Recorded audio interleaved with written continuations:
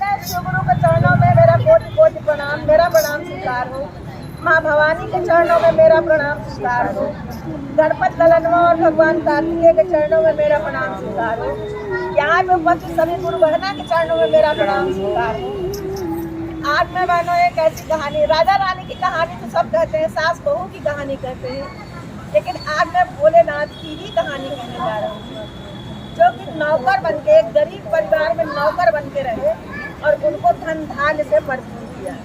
चलिए कथा की ओर बढ़ते हैं और सुनते हैं कि कैसा इस कहानी के माध्यम से सुनेगा कि राजा साहब, देखिए कहानी की शुरुआत राजा से ही हुई। एक राजा और एक रानी थे जिनके कोई वंश नहीं, हर धन भाग्य से पूरा भरा। और आगे आप राजा हर जो है धन धान्य से पूरा भरा हुआ था। पैसे कोई कमी नहीं थी, पैसे रुपए की कोई कमी नहीं थी। लेकिन कहते हैं ना कि जिसको सब सुख देते हैं भगवान, कोई एक दुख जरूर रहता है। तो उस रानी को क्या दुख था, उसके कोई संतान नहीं। अब जानती हैं आज के समय में भी वही कहावत है और पुराने समय में भी थी कि सुबह सुबह बाघन का मुंह न देखो। थोड़ा कटु सत्य है लेकिन लोग मानते हैं, इस चीज को करते जरूर हैं। तो एक दिन वो बच्चे के लिए बहुत तरस रही थी, तो एक पड़ोसी का बच्चा खेल रहा था, बार बार उनकी तरफ झुक रहा था, तो उन्होंने गोद उठा लिया बच्चे को, रानी साहिबा ने। और जैसे ही गोद उठाया वो बच्चा उल्टी करने लगा। अब उसकी माँ चिढ़ गई कि तेरे कोई रानी जरूर है, सब चीज से भरा पूरा है, लेकिन तू बाजिन है, तो बाजी ने तेरे कोई औलाद नहीं है, देखा मेरा बच्चा लिया, तुरंत बीमार हो गया मेरा बच्चा, उसने गोद से छीन लिया। अब बताइए जिसके गोद से लाल छीन लिया जाएगा उसको कितना बड़ा दुख होगा। बहुत बड़ा कष्ट। एक तो काना, दूसरा कोई कह देगा कि तुम काने हो, तो उसको कितना कष्ट होगा, है ना। तो रानी साहिबा को बहुत कष्ट हुआ, लेकिन वो शिवगुरु की बहुत बड़ी कहानी सुनाई। उन्होंने अपना आंचल फैलाया और उन्हीं के आके अपनी अरदास की। और ऊपर से कैलाश पर्वत पर बैठे, वो तो चारों दिशाओं में देख रहे हैं, पूरी दुनिया देख रहे हैं। तो पार्वती जी कहती हैं कि हे प्रभु, आपने राजा रानी को सब कुछ दिया है, लेकिन उनको बाजिन बना दिया। क्या तुम समझती नहीं हो पार्वती, उसको संतान सुख है लेकिन बुढ़ापे में है, तो मैं अभी कैसे दे दूं। कहीं कुछ भी कीजिए महादेव, उनका कष्ट हरिए। क्या ठीक है, उतने दिन तुम्हें अकेले रहना पड़ेगा, मैं पृथ्वी पर जा रहा हूँ उस घर में। क्या ठीक है महादेव, मैं रह लूँगी, किसी का कल्याण हो जाएगा आपके कर्तव्यों से। सही बात, मैं रह लूँगी। भोले बाबा वहाँ से 5 वर्ष के होके आए, 5 वर्ष के बालक होके आए, एकदम मैले कुचैले, लैट्रिन बाथरूम पैंट किए, नाक वाक सब बह रही थी, एक झोला टांगे गली गली मांग खा रहे थे। अंत में तो सब लोग वहाँ से कि हम लोग यहाँ क्या मांग रहे हैं, तो राजा के यहाँ तो कुल भरा जरा हुआ है, उसके यहाँ जाके मांगो।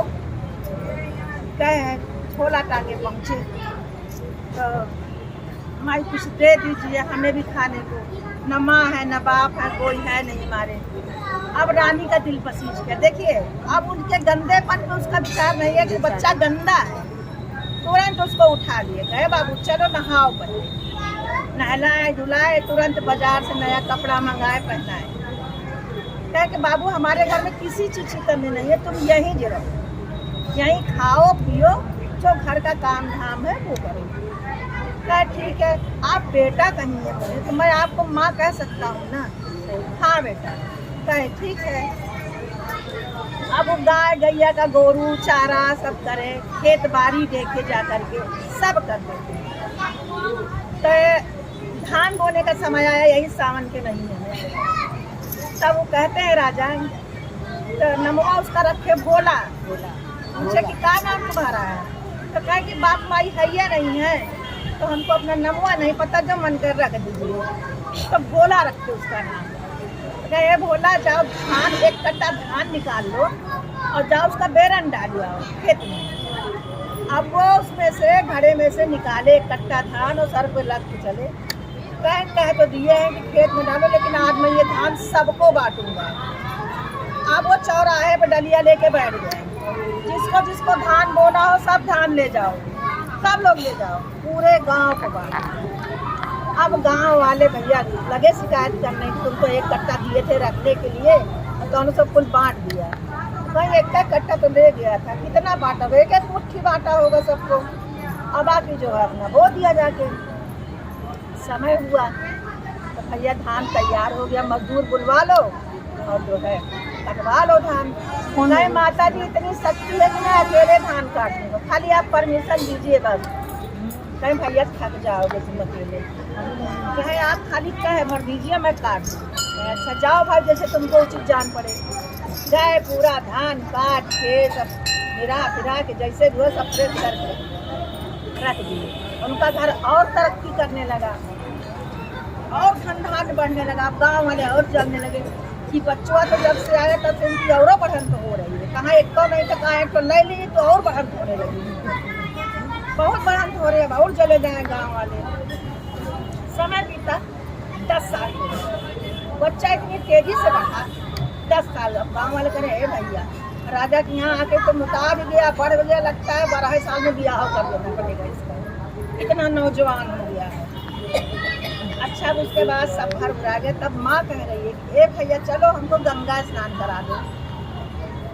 मम्मी गंगा स्नान करो, चलो अच्छा कर आओ तुम और बाबूजी कर आओ। कहे भैया इतने दिन बाद तुम मिले हो, बिना बच्चे के कहा गंगा दर्शन करें, चलो तीनों लोग चलो। गए घाट पे तो कहे माँ गंगा मैया 7 बहनें, 7 बहन की चुनरी लेना और भैरव बाबा का गमछी भी ले लेना, तब चलो स्नान करने, प्रसादी और शादी लेकर। रानी साहिबा सब इकट्ठा की लेकर के गई घाट पे। तो कहें कि माँ तुम रानी हो, यहाँ सारा गांव देश सब नहा रहा है, घाट गंदा है, चलो अच्छे घाट पे। तू घाट पे ले गया जहाँ मुर्दा जलता है, शमशान घाट पे ले गया। जहाँ कीच कांदो पूरा भाई, शमशान में सभी तरह का रहता है। कहे भैया तुम कहाँ ले आए हो? कहे माँ तुम कहे थी कि हमारी सब बात मानोगी ना। कहे हाँ वचन तो हारे हैं कि सब बात मानेंगे, चलो नहलाओ। कहीं कीच कांदों में कहाँ पैर रखेंगे? कहे अच्छी तरह से नहा लो। अब जो उनके साथ गई थी नहाने सखी सहेलियाँ, वो सब पिछड़ गई। कहे जाओ भाई कीच कांदों में नहाओ, हम लोग जा रहे हैं अच्छे खाते हैं। सब चली गई। रानी साहिबा जैसे पैर रखी कीच में, दंड से रानी राजा चले गए पाताल सीधे। अब उनको नहीं पता कि हम कहाँ जा रहे हैं। जब पाताल में चले गए तो वहाँ देख रहे ब्रह्मा विष्णु महेश सारे देव लोग वहाँ सब इकट्ठा हुए हैं, बढ़िया पूजा कथा चल रही है। गंगा मैया भी 7 बहनों के साथ, भैरव बाबा भी हैं वहाँ। अच्छे से भाई वो 2 घंटा खूब बढ़िया से सत्संग किए, प्रसादी चढ़ाए। सब अहिया बाहर रोना पिटना सखी सहेलियाँ सब कर रही हूँ तो गई सब मरे मुरा गए अंदर। जब फंस गई कोई अत्ता पता नहीं है। वो जय भोला कर रहा, बच्चा ऊपर है, जय भोला कर रहा है। तीसरे घंटे में उन लोग को चलने की बारी आई तो राजा इंद्र ने पूछा उनसे कि रानी साहिबा क्या चाहती हैं। तो गाने के माध्यम से उन्होंने बताया, गाना तो मैं नहीं गा सकती हूँ, या कहिए गा के सुनाऊँ, पूरा लंबा है। अन धन से भरल रहे घरवा हमारे गुरुजी, धन धान से भरल रहे महल हमारे गुरुजी। सोना है अचर वालन बिना हे गुरुजी, सोना है अचर हमारे गुरुजी। तब राजा इंद्र कहते हैं कि अच्छा ठीक है, आपको 7 पुत्र होगा, 1 पुत्री होगी, और 7 पुत्र और 7 बहुओं से इतना पोती पोता आपके हो जाएगा कि घर भर जाएगा, आप खुदा तक हो जाएंगे, कितना बाल बच्चा सब हो गया हमारे। और उनके आंचल में कमल का फूल उनको दिया और भोलेनाथ को कलश दिया। उस कलश में फूल पान और ये कसैली वसैली क्या सब भरा हुआ था। दोनों मियाँ बीवी फूल लिए सब ऐसे ऊपर की ओर आया। वो भोला जो है अपना भोलेनाथ को भज रहा है। अब लेके जब आए तो गांव वाले सब चले गए, कहाँ भैया ये तो सब लोग हो गए थे, मर मुरा गए थे, देखो सब ऐसे चली जा रही हैं। धीरे धीरे वो लोग वृद्ध होने लगे। घर आए उसको लेकर के अब वो 12 वर्ष का भोला 12 वर्ष का हो। 12 वर्ष का उन्होंने संकल्प किया था कि इतने दिन में इनको हम धन दान से सब चीज से भरपूर कर देंगे। बैसाख की पूर्णिमा को उसने स्नान किया रानी ने, जब वो कमल का फूल लेके आई। जेठ की पूर्णिमा तक उसको गर्भ हो गया। जब वो गर्भवती हो गई तब भोलेनाथ बोले थे माँ अब मैं जाऊंगा। अब तो भैया तुम्हारे पवादे तो सब कुछ हुआ, इतना हुआ, कहाँ तुमको हम छोड़ेंगे, तुमको बेटा माने हैं, काहे की कमी है। कहे कि माँ हम ये सब नहीं खाएंगे, हम तो भांग धतूरा खाएंगे और महल दोपहर में हम नहीं रहेंगे, हमारी तो छोटी झोपड़ी है, वहीं तो दुनिया देखेंगे हम बैठ के। तो कहीं क्या कह रहे हो भैया, सब भरा जरा तुम झोपड़ी में रहोगे, काहे भाई यहीं रहो। तब भोलेनाथ अपने असली रूप में आ गए, वृक्षाला पहने, सब कुछ पहने, उन्होंने सब कुछ बताया। और वो अपने गौरा जी के पास गए। इनके 7 पुत्र और एक बेटी हुई, एक बेटी हुई, सबकी जिम्मेदारी निपटाए। 7 बहुओं की बेटी बेटा से पूरा घर भर गया। अब राजा साहब क्या करें, 80 साल के हो गए, बुढ़ापे में सुबदा था। तब राजा इंद्र ने कहा कि अब राजा साहब क्या चाहते हो। कहे प्रभु अब मैं इस शरीर का त्याग वही चाहता हूँ, बद्रीनाथ में जाके हम दोनों लोग रहेंगे, घर का सुख त्याग देंगे, बाल बच्चा अपना सब देके, और हम बद्रीनाथ में रहेंगे, वहीं हमारी काया का उद्धार कीजिए।